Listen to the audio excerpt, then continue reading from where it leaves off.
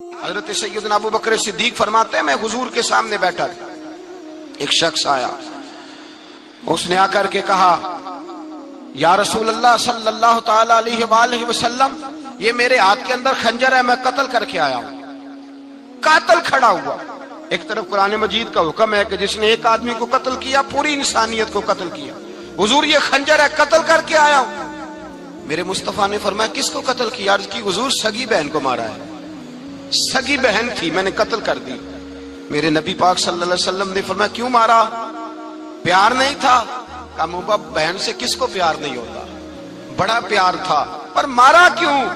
تو صحابی رونے لگے، کہنے لگے محبوبہ میں بڑا پیار کرتا تھا، پر وہ کافرہ تھی، مشرکہ تھی، بڑا پیار کرتا تھا، جب بھی اس کے پاس جاتا وہ آپ کے بارے میں بات چھیڑ دیتی، میں اس کو کہتا سارا کچھ کر لے میرے نبی کے بارے میں بات نہ کرنا، میں ہر شے سہ لیتا ہوں، پر مصطفیٰ کریم کی ذات کے بارے میں کوئی بات برداشت کرنے کی طاقت نہیں رکھتا، یہ والا جملہ نہ کہنا۔ میں اس کو روکتا، منع کرتا، وہ باز نہ آتی۔ کہتے ہیں آج اس نے اتنی سخت بات کی کہ میں اس کا گلا کاٹ آیا ہوں، قتل کر دیا ہے۔ حضور میرے لیے حکم کیا ہے؟ تو نبی پاک نے فرمایا جا، تیرے اوپر کوئی سزا نہیں، تو نے جو کیا ہے اچھا ہی کیا ہے، نہیں اچھا کر ڈالا ہے جو تو نے کیا ہے۔ ایک صحابی نابینا تھے، آنکھوں سے نظر نہیں آتا تھا، رشتہ کوئی نہیں دیتا تھا، معذور آدمی تھے، نکاح ہوا، شادی ہوئی، 2 بیٹے دیے اللہ نے، گھر بس گیا، بیوی کپڑے دھو کے دیتی، خدمت کرتی، روٹی پکا کے دیتی، بچے بڑے حسین تھے، اور وہ صحابی خود فرماتے ہیں، نابینا صحابی کہتے ہیں موتیوں کی طرح کے میرے بچے، جو بھی آتا آ کے کہتا تیرے موتیوں کی طرح کے لال ہیں۔ لیکن آپ فرماتے ہیں ایک صبح اعلان ہو گیا، مدینے میں شور ہو گیا کہ اس نابینا صحابی کی بیوی قتل ہو گئی، کسی نے خنجر کے دبایا، مر گئی ہے۔ کہتے ہیں اس کے لواحقین اکٹھے ہوئے، در رسالت مآب پہ آئے، آگے کہنے لگے حضور ہمارا قاتل ڈھونڈ کے دیں، ہماری بیٹی کو کس نے مارا؟ میرے رسول پاک نے مجمع پہ نظر ڈالی، فرمایا بھائی مجھے کہنے کی ضرورت نہ پڑے، اگر قاتل موجود ہے تو خود اٹھ جائے۔ خود اٹھے، وہ نبینا صحابی بیچ میں سے اٹھ کے کھڑے ہو گئے، کہنے لگے سونیا قاتل کوئی بار نہیں، میں خود قاتل ہوں، میں نے مارا ہے، میں قاتل ہوں، میں نے مارا ہے۔ مصطفیٰ کریم سید عالم صلی اللہ علیہ وسلم نے فرمایا تجھے تو اس کی بڑی ضرورت تھی، بڑی حاجت تھی، تیری بیوی تھی، تیرا گھر سنبھالتی تھی، تیرے بچے تھے۔ صحابی عرض کرنے لگے حضور سارا کچھ ٹھیک تھا، پر وہ آپ کی بے ادب تھی، حضور اس کے آنے سے میرا گھر بس گیا، روٹی پکنے لگی، کپڑے ملنے لگے، اولاد ہونے لگی، میں دنیا پہ آ گیا، لیکن محبوبہ میں نے وہ سکھ کیا کرنے ہیں جو تیری بے ادبی پر تعمیر کیے جائیں۔ یا رسول اللہ مجھے کیا حاجت اس چیز کی جس میں آپ کا پیار ہی نہ ہو، یا رسول اللہ آپ کی محبت ہی نہ، حضور میں نے قتل کر ڈالا ہے، مجھے بیوی نہیں چاہیے، مجھے وہ والی چاہیے جس کی زبان پر رسول اللہ کے نام کے ترانے ہو، جو حضور کی محفل کرنے والی ہو، نعت پڑھنے والی ہو، جو نبی پاک علیہ السلام کی ازواج کا، اولاد کا، بیٹیوں کا ذکر کرنے والی، مجھے وہ بیوی نہیں چاہیے جو بیوی بے ادبی کرے۔ میرے نبی پاک صلی اللہ علیہ وسلم نے محلے داروں سے پوچھا، فرمایا بات اس کی ٹھیک ہے؟ کہا حضور واقعی بے ادب تھی۔ نبی پاک نے فرمایا اٹھو پھر چلے جاؤ، اس نے انسان نہیں مارا، اس نے گستاخ رسول کو مارا ہے، اس نے ایک گستاخ رسول کو مارا ہے۔ بھائی یاد رکھیں نبی پاک کا پیار ایمان کا حصہ ہے، اس میں کوئی کمپرومائز نہیں، اس بات میں کسی قسم کی کوئی گنجائش ہے، ہمارا کسی شخص کے ساتھ کوئی رٹا نہیں زمین کا، اللہ جانتا ہے، ہم تو اختلاف کی خلیج کو کم کرنے والے لوگ، کوئی اختلاف نہیں، اللہ جانتا ہے، اور دل روتا ہے کہ امت کٹھی ہو جانی چاہیے۔ لیکن میں اس شخص کے پاس جا کے کیسے بیٹھوں جو کہتا ہے کہ نبی معاذ اللہ مر کے مٹی میں مل گئے، جو یہ لفظ کہتا ہے کہ محمد کو کیا پتا دیوار کے پیچھے کیا ہے، جو یہ لفظ کہتا ہے کہ گائے بیل اور گدھے کا خیال آ جائے تو نماز نہیں ٹوٹتی، رسول اللہ کا خیال آ جائے تو ٹوٹ جاتی ہے۔ مجھے بتلائیے میرے بھائی کس طرح کمپرومائز ہوگا، کس طرح ایسے لوگوں کے ساتھ اتفاق ہوگا؟ رسول اللہ کی محبت دین کا حصہ ہے، اور یاد رکھنے اللہ جانتا ہے کسی کے ساتھ ہمارا کوئی جھگڑا نہیں، نہ نیاز کا، نہ فاتحہ کا، نہ ختم کا، نہ درود کا، اس کا دل کرے دلائے، جس کا دل کرے نہ دلائے، مستحب ہے۔ جھگڑا صرف یہ ہے کہ میرے رسول اللہ کی شان پر بات نہ کرو، میرے نبی پاک کی عظمت کے بارے میں بات، درد دل سے بات کر رہا ہوں، خدا را اس امت کی دلوں میں رسول اللہ کا پیار رہنے دو، نبی پاک کی محبت رہنے دو۔ صحابہ ہر حال میں حضور سے، حضرت ابو عبادہ بن جراح نے میدان کے اندر اپنے باپ کو قتل کیا، کس کو؟ باپ کو مارا، حضور سید عالم صلی اللہ علیہ وسلم نے کہا ابو عبادہ تو نے باپ ہی مار دیا ہے؟ کہا حضور باپ نہیں چاہیے، رسول اللہ کا وفادار چاہیے، حضور وفادار چاہیے۔ نبی پاک صلی اللہ تعالی علیہ وآلہ وسلم کی محبت اصل دین ہے، اصل دین۔ اگر اس میں خامی رہ جائے، اس کے اندر کمی رہ جائے، ایمان مکمل نہیں۔ صبح قیامت رب کی بارگاہ میں تیرا کوئی عمل قابل قبول نہیں، کوئی تیرا عمل اللہ کے حضور قابل قبول نہیں۔ تعظیم رسالت میں اگر فرق آتا ہے، حضور کی محبت میں اگر کمی آتی ہے، تو تیرا کوئی عمل بھی قابل قبول ہے۔ محبت کا کیسے پتہ چلے گا کہ حضور سے پیار ہے؟ جی جو بندہ میلاد والے دن بھی سویا رہے، معراج شریف والے دن بھی بے ہوش ہو، رسول اللہ صلی اللہ علیہ وسلم کی ایک نعت بھی اسے یاد نہ ہو، اسے کبھی توفیق نہ ہو نعت سننے کی۔ یہ نعت پڑھتے ہیں نا حضرات، تو کچھ لوگ جھومتے ہیں، کچھ مست رہتے ہیں۔ پتہ کیوں مست رہتے ہیں؟ انہیں نعت کے ذائقے کا پتہ نہیں۔ نعت تعریف مصطفیٰ ہے، اور جب محبوب کی تعریف ہوتی ہے تو دل مچل جایا کرتے ہیں۔ بھئی محبت مصطفیٰ پیدا کریں، ان جگہوں پہ بیٹھے جہاں سے رسول اللہ کا پیار ملتا ہے۔ صحابہ کرام نے ہر چیز سے بڑھ کر رسول پاک سے پیار کیا، ہر چیز سے بڑھ کر۔ بھلا دی دنیا ساری انہوں نے، لیکن رسول پاک سید عالم صلی اللہ علیہ وسلم کا پیار انہوں نے اپنے دل سے نہیں بلایا۔ اپنی اولادیں لا کے حضور کی خدمت میں پیش کر دی، اپنے بچے لا کر پیش کر۔ حضرت عائشہ صدیقہ رضی اللہ تعالیٰ عنہ فرماتی ہیں ساری زندگی ابو بکر صدیق نے ڈانٹا نہیں، میرا باپ رفیق تھا، شفیق تھا، مہربان تھے، کوئی کبھی انہوں نے سخت گھورا بھی نہیں ہماری طرف۔ لیکن کہتے ہیں ایک دن میں حضور کے ساتھ گفتگو کر رہی تھی، بچی تھی، میری آواز ذرا بلند ہوئی، تو کہتے ہیں جناب ابو بکر صدیق رضی اللہ تعالیٰ عنہ باہر سے دوڑے آئے، اندر آئے اور حضرت ابو بکر نے تھپڑ اٹھایا، میرے منہ پہ مارنے لگے۔ حضور آگے بڑھے، بچایا۔ میں نے کہا ابا جی آپ نے تو گھورا بھی کبھی نہیں، یہ کیا ہوا؟ حضرت جناب عائشہ صدیقہ کہتے ہیں ابو بکر صدیق رو پڑے، کہنے لگے عائشہ میرے اوپر سے پہاڑ بھی گزر جائیں تو مجھے تکلیف نہیں ہوتی، اور میرے مصطفیٰ کے سامنے کوئی اونچا بولے بھی تو میرا دل ٹوٹ جاتا ہے۔ خبردار، حضور سید عالم حضرت عمر کا زمانہ تھا، کچھ لوگ آئے کہیں اور کے رہنے والے، مسجد نبی میں اونچی آواز میں بولنے لگے، اونچی آواز میں باتیں کرنے لگے۔ حضرت عمر نے بلایا، فرمایا ادھر آؤ، کون ہو، کہاں سے آئے ہو؟ کہنے لگے کوئی شام کا ہے، کوئی کسی ملک کا ہے۔ آپ فرمانے لگے تمہیں پتہ نہیں یہ روضہ رسول ہے؟ تمہیں پتہ نہیں یہ حضور کی مسجد ہے؟ لا ترفعوا اصواتکم فوق صوت النبی، تمہیں خبر نہیں تم کہاں آئے ہو؟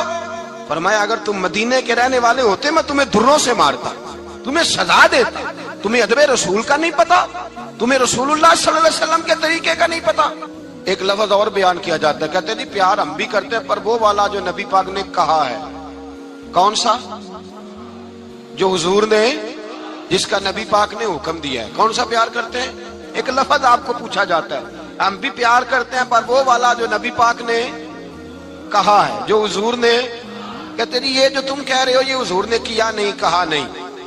نبی پاک صلی اللہ علیہ وسلم کے وجود سے خون نکلا، حضور نے حضرت عبداللہ بن زبیر سے کہا ٹھکانے لگا دو، جاؤ ٹھکانے لگا دو، ایسی جگہ لگاؤ جہاں کسی کی نظر نہ پڑے، خون بہتا ہوا خون حرام ہے، قرآن پاک نے بیان کیا ہے۔ کہا ٹھکانے لگا دو۔ حضرت عبداللہ بن زبیر باہر نکلے اور حضور کا جو خون تھا وہ پی گئے۔ حضور نے کہا تھا پی لینا، کیا کہا تھا؟ ٹھکانے لگا دو، پی گئے۔ واپس آئے تو مصطفیٰ نے فرمایا کہاں ٹھکانے لگایا؟ کہا یا رسول اللہ ایسی جگہ جہاں کسی کی نظر نہیں پڑے گی، ایسی جگہ جہاں کسی کی نظر نہیں پڑے گی۔ حضور نے فرمایا پی گئے ہو؟ کہا حضور پی گیا ہوں۔ فرمایا جاؤ نبی کا وعدہ ہے تمہارے وجود کو جہنم کی آگ چھوئے گی بھی نہیں۔ ہم وہ والا پیار کرتے ہیں جو حضور نے کہا ہے۔ حضرت ام ایمن نبی پاک کی دائی تھی، حضور کی رضائی والدہ تھی، سرکار کی طبیعت مبارک علیل ہوئی تو حضور نے نا، ویسے نبی پاک جب پخانہ کرتے تھے نا تو حضرت عائشہ صدیقہ فرماتی ہیں حضور کے پخانے سے کستوری سے بھی زیادہ خوشبو آیا کرتی۔ اور آپ حضرت انس بن مالک فرماتے ہیں حضور کھیتوں میں پخانے کے لیے جاتے میں ساتھ جاتا، جہاں نبی پاک صلی اللہ علیہ وسلم پخانہ کرتے میں وہاں جا کے دیکھتا تو کوئی شے نہ ہوتی۔ میں کہتا ہوں حضور کہاں گیا؟ اللہ کے رسول فرماتے جب میں پخانہ کرتا ہوں تو زمین کھل جاتی ہے، میرا پخانہ اندر سمو لیتی ہے۔ حضور کے پخانے اور پیشاب سے کستوری کی خوشبو آتی تھی، کستوری کی خوشبو آتی تھی۔ ویکھنوں تے ساڈے ورگا ہے پر اسی کدوں اس مول دے، آزم و ورشاں تے پھردا اسی وچ گلیاں دے رول دے۔ لوگ تو لوگ تو کہہ دیتے ہیں نا 2 منٹ لگاتے ہیں, کوئی بشر آکھے کوئی نور آکھے, پہندا ہر پاسے ہوئی شور ڈٹھا, اللہ والے گل ہی مکا دیتی تساں ہور ڈٹھا تے اساں ہور ڈٹھا. اللہ والے گل ہی مکا دیتی تساں ہور ڈٹھا تے اساں اور ڈٹھا. حضرت ام ایمن رضی اللہ تعالی عنہ کہتی ہیں حضور نے پیشاب کیا, طبیعت مبارک قلیل تھی تو لکڑی کے ایک برتن میں حضور نے پیشاب کیا اور کہا اماں جی اس کو باہر رکھا ہے, کہیں باہر ٹھکانے لگائیں. حضرت ام ایمن کہتی ہے میں نے اسے ہاتھ لگایا تو میرے وجود سے بھی خوشبو آنے لگی, میرا جسم مہکنے لگا. حضرت ام ایمن کہتی ہیں میں باہر جا کے نکال کے دکھاؤ کسی حدیث سے کہ رسول پاک نے فرمایا ہو میرا پخانہ پی جانا, میرا خون پی جانا, ہم وہ والا پیار کریں گے جو نبی پاک نے کہا ہے. حضور نے کہا ہے بچے کو کار لے کے دو, کیوں لے کے دیتے ہو؟ نبی پاک نے کہا ہے کہ بیگم صاحبہ کو 10 لاکھ روپے کا زیور لے کے دو, کیوں لے کے دیتے ہو؟ وہ والا پیار کریں گے جو حضور نے کہا ہے. او بھائی دنیا داری کا معاملہ آتا ہے, تو کوئی سوال جواب نہیں کرتا, وہ والا پیار کروں گا جو حضور نے ارشاد کیا ہے. حضرت ام ایمن باہر گئیں, نبی پاک کا پیشاب مبارک پی گئیں, واپس آئیں تو حضور نے فرمایا اماں کہاں رکھا ہے؟ کہنے لگی محبوبہ وہاں رکھا ہے, کسی کی نظر نہیں پڑے گی. حضور نے فرمایا پی گئی ہو؟ کہا حضور پی گئی ہوں. فرمایا جاؤ میرا وعدہ ہے قیامت تک تمہیں پیٹ کی بیماری کوئی نہیں لگے گی, جب تک زندہ رہو گی پیٹ کی بیماری. حضور نے کہا تھا کہ پی جانا. حضرت عثمان غنی رضی اللہ تعالیٰ عنہ کہتے ہیں میں حضور کے ساتھ ہوں, صلح حدیبیہ کے موقع پر عمرہ کرنے گئے, نبی پاک صلی اللہ تعالیٰ علیہ وسلم کے ساتھ 1500 صحابی, کفار نے روک دیا نہیں عمرہ کرنے دیتے. حضرت عثمان غنی رضی اللہ تعالیٰ عنہ کو حضور نے سفیر بنا کر کے بھیجا, فرمایا جاؤ قریش کے ساتھ جا کر کے تم معاہدات طے کر کے آؤ. حضرت عثمان غنی پہنچے, جب وہاں گئے جا کے بات چیت کی, اب سامنے کعبہ, جنہوں نے کعبہ نہیں دیکھا ان سے پوچھو کعبے کی قدر کیا ہے, اور جنہوں نے دیکھا ہے ان سے پوچھو دوبارہ دیکھنے کو دل تڑپتا کتنا ہے. سامنے کعبہ ہے. حضرت عثمان غنی کہتے ہیں سامنے کعبہ ہے.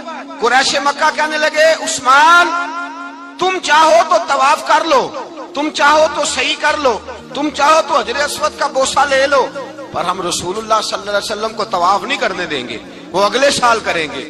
حضرت عثمان غنی رضی اللہ تعالیٰ عنہ وہاں کھڑے, حضور نے کو منع تھوڑی کیا تھا کہ وہاں جانا تو طواف نہ کرنا, وہاں جانا تو تم نے حجر اسود کا بوسہ نہیں لینا, وہاں جانا تو صفا مروہ پہ نہیں جانا, مقام ابراہیم پہ کوئی بات نہیں کی تھی حضور نے.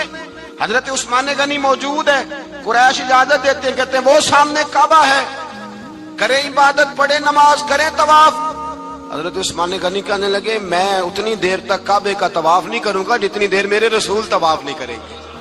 سامنے کعبہ ہے, سامنے, مجھے کیا غرض تھی نماز کی, مجھے کیا خبر تھی سجود کی, یہ تو تیرے نقش پا کی تلاش تھی جو جھکا رہا میں نماز میں. اور اقبال کہنے لگے اذان تو ازل سے تیرے عشق کا ترانہ بنی, اور نماز تو اس کے نظارے کا ایک بہانہ بنی. رسول اچھا ادھر بھی دیکھیں کمال ہے. ایک صحابی کہنے لگے حضور کے پاس بیٹھے, ہم تو یہاں ترس رہے ہیں, عثمان تو طواف کر رہا ہوگا. کہہ کے نہیں بھیجا نبی پاک, حضور نے کہہ کر اس تعظیم کو حکم نہیں دیا.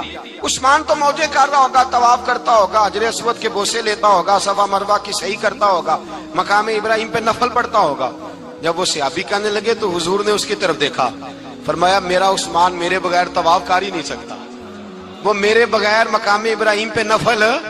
اسی لیے تو بریلی کے امام کہتے ہیں حاجیو آؤ شہنشاہ کا روضہ دیکھو, کعبہ تو دیکھ چکے اب کعبے کا بھی کعبہ دیکھو, کعبہ تو دیکھ چکے اب کعبے کا بھی کعبہ دیکھو. بھائی یاد رکھیں رسول اللہ صلی اللہ علیہ وسلم کے صحابہ جو حضور کی تعظیم کرتے ہیں تو اس کا حکم نہیں دیا نبی پاک, لیکن وہ جانتے ہیں جب تعظیم کی باری آئے تو جو بھی کام تعظیم کا ہوگا, جو کام بھی عزت کا ہوگا وہ عزت دی جائے گی, وہ عزت بولیے وہ عزت وہ دی جائے گی, وہ عزت وہ مرتبہ دیا جائے گا. رسول پاک سید عالم صلی اللہ علیہ وسلم کی ذات کے ساتھ صحابہ کا والہانہ پن, عقیدت رسول اللہ کی ذات کے ساتھ صحابہ کی, ہر چیز سے بڑھ کر وہ حضور سے پیار کرتے, نبی پاک صلی اللہ علیہ وسلم کی تعظیم کو اپنے ایمان پر فوقیت دیتے, کہتے یہی اصل ایمان ہے. ایک صحابی حضور علیہ السلام کی گھوڑے کو کجاوا باندھا کرتے تھے, کاٹھی ڈالتے تھے. حضور نے کہیں نہیں کہا کہ وضو کر کے ڈالنا, غسل کر کے ڈالنا, کہیں نہیں کہا. رسول پاک صلی اللہ علیہ وسلم رات کو کہہ دیتے کہ صبح جانا ہے تو گھوڑا تیار کر دینا, اونٹ تیار کر دینا. ایک دن اللہ کے محبوب سویرے اٹھے, گھوڑا تیار تھا, حضور بیٹھے تشریف لے گئے. جب تشریف لے گئے نبی پاک صلی اللہ علیہ وسلم تو حضور واپس آئے تو بلایا، ان سے ابھی کا نام تھا حضرت اسلہ بن شریک، ان کو بلا کے حضور نے فرمایا یار آج کجاوا تو نے نہیں باندھا۔ وہ رونے لگے، کہنے لگے محبوبہ اس کا مطلب ہے میرا باندھنا آپ کو پسند آتا ہے، اس کا مطلب ہے میری خدمت قبول ہے۔ فرمایا تو نے نہیں باندھا؟ یا رسول اللہ نہیں۔ فرمایا کیوں نہیں باندھا؟ کیا جواب ہے، کیا حسن ہے۔ کہنے لگے یا رسول اللہ میں صبح اٹھا تو میرے اوپر غسل فرض تھا، اگر میں بغیر غسل کے ہاتھ لگاتا حضور کو نہیں نبی پاک کے گھوڑے کے کجاوے کو، کہ حضور گھوڑے کے کجاوے کو بغیر غسل کے ہاتھ لگاتا تو بے ادبی تھی، اور اگر غسل کرتا تو حکم ماننے میں دیر ہوتی تھی، یہ بھی بے ادبی تھی، لہذا کسی اور کی ڈیوٹی لگائی۔ صحابہ نے حضور کی وہ تعظیم کی جس کا حضور نے حکم نہیں دیا تھا نبی پاک نے کہ یہ والی تعظیم کرو۔ نبی پاک سید دیکھیں نا، ایک آدمی بیٹھا ہو کرسی پہ، اس کے ابا جی آ جائیں تو اس کو کہا جائے اٹھو تمہارے ابا جی آ گئے ہیں، بزرگ جگہ دو، تو کہے پہلے مجھے بخاری کی حدیث سناؤ کہ ابا آئے تو کرسی چھوڑنی چاہیے، پہلے بخاری سے نکال کے دکھاؤ۔ جب تک امام بخاری کی حدیث نہیں ملے گی میں نے ابا جی کو کرسی، تو آپ کیا کہیں گے؟ حوالہ لینے چلے جائیں گے، جو کرنا جی وہ دزیا جی، کیا کریں گے؟ اس کو کہیں گے تو پاگل ہے، تو بیوقوف ہے، اور اگر کوئی بندے تھوڑے تگڑے ہوں گے تو شاید اس کو 2-3 لگا بھی دے کہ پاگل آدمی تو کس طرح کی بات کرتا ہے، باپ آئے تو اس کا ادب کرنا اتنا ہی کافی نہیں؟ اس کے لیے تو کہتا ہے کہ نہیں پہلے مجھے حدیثیں صحیح نکال کے دو، دین کے مزاج کو سمجھے۔ رسول اللہ کی محبت ایمان کا حصہ ہے، اگر نبی پاک کا پیار نہیں تو کوئی چیز بھی مکمل، کوئی شے مکمل نہیں اگر رسول اللہ کا پیار نہیں، کوئی چیز مکمل نہیں اگر نبی پاک علیہ الصلوۃ والسلام کی محبت نہیں، حضور کی تعظیم نہیں۔ اور جو چیزیں تعظیم سے تعلق رکھتی تھی نا صحابہ اسے قیمتی جانتے۔ ایک بات یاد رکھیں، میاں بیوی کے گھر میں ہر شے ہو نا، آپس میں پیار نہ ہو تو وہ گھر جنت نہیں بن سکتا۔ ہر شے ہو آپس میں، نہیں سمجھ آئی بات کی، ہر چیز ہو صرف تو وہ گھر جنت نہیں بن سکتا، وہ دوزخ بن جاتا ہے۔ اور کوئی شے نہ ہو، ایک دوسرے سے پیار ہو، اعتبار ہو تو وہ گھر جنت بن جاتا ہے۔ او بھائی تیرے پاس سارے عمل ہوں، اگر حضور سے پیار نہ ہو تو تجھے مسلمان ہونے کا مزہ نہیں آئے گا، اور اگر مصطفیٰ سے پیار ہے تو میرے نبی پاک فرماتے ہیں پھر تجھے مسلمان ہونے کا مزہ آ جائے گا، پھر تجھے لطف آئے گا مسلمان ہونے کا۔